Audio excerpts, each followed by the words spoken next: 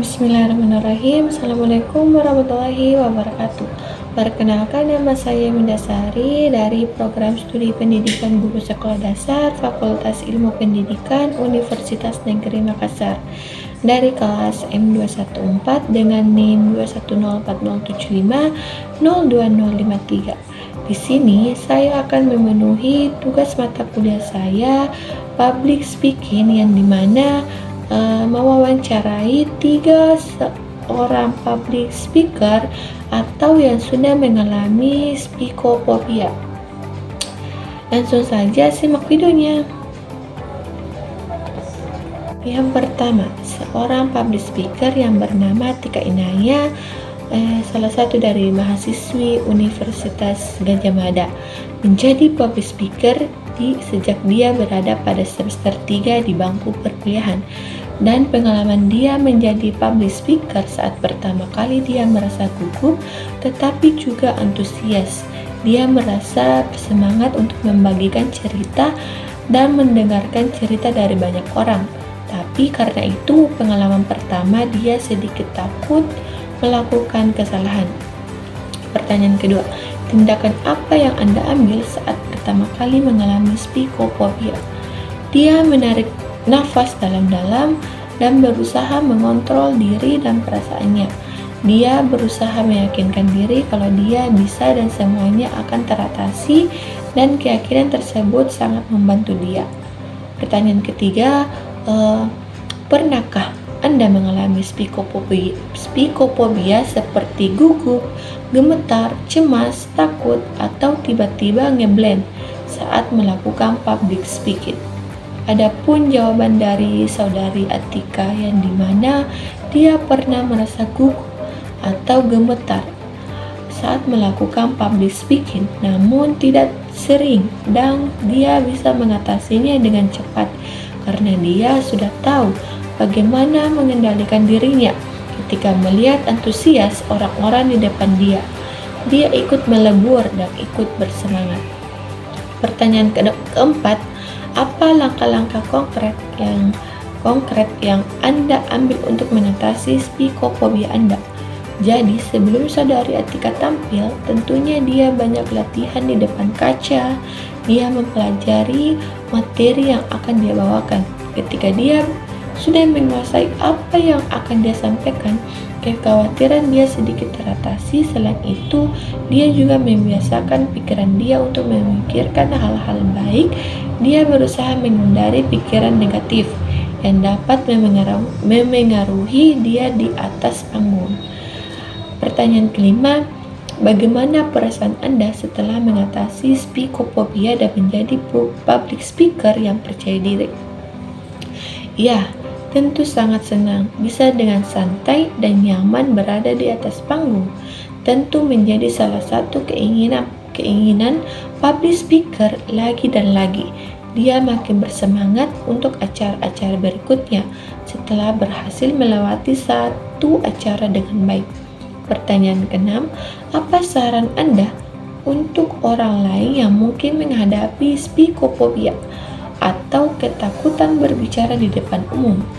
Adapun saran dari saudari Atika, jangan terlalu terpaku dengan rasa takut, perbanyak latihan dan tingkatkan kepercayaan diri.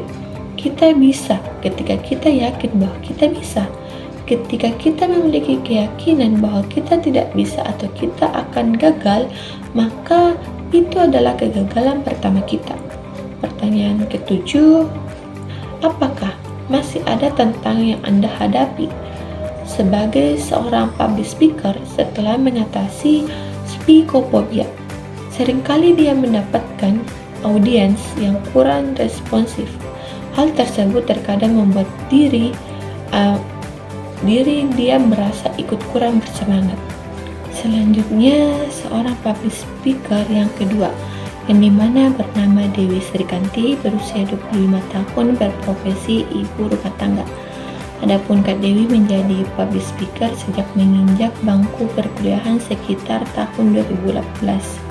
Dia mulai berani menjadi public speaker atau pembicara di depan umum, dan pengalaman dia saat pertama kali menjadi public speaking yaitu dia gugup. dan tidak percaya diri. Dia merasa ragu akan kemampuan yang dia miliki. Pertanyaan kedua, pernahkah Anda mengalami spikofobia seperti gugup, gemetar, cemas, takut, atau tiba-tiba ngeblank saat melakukan public speaking? Sering sekali atau bahkan setiap Kak Dewi harus melakukan public speaking, dia merasa gugup dan cemas. Pertanyaan ketiga, apa langkah-langkah konkret yang Anda ambil untuk mengatasi spikofobia Anda? Langkah-langkah yang dilakukan Kak Dewi ketika akan public speaking yaitu pertama, menguasai materi yang akan dibicarakan. Kedua, dengan siapa kita akan berbicara, maka otomatis kita akan menyesuaikan topik dan gaya bahasa yang digunakan. Ketiga, membaca basmalah dan berdoa sebelum acara dimulai. Ini akan sangat membantu untuk menenangkan diri dari rasa gugup. Keempat, yakin dan percaya pada diri sendiri. Pertanyaan keempat, bagaimana perasaan Anda setelah mengatasi spikofobia dan menjadi public speaker yang percaya diri? Jawaban dari Kak Dewi tentu saja bangga dan senang karena bisa mengatasi rasa gugup dan ketidakkepercayaan pada diri sendiri. Pertanyaan kelima, bagaimana Anda mempersiapkan diri secara mental dan fisik sebelum berbicara di depan publik sekarang setelah mengatasi spikofobia?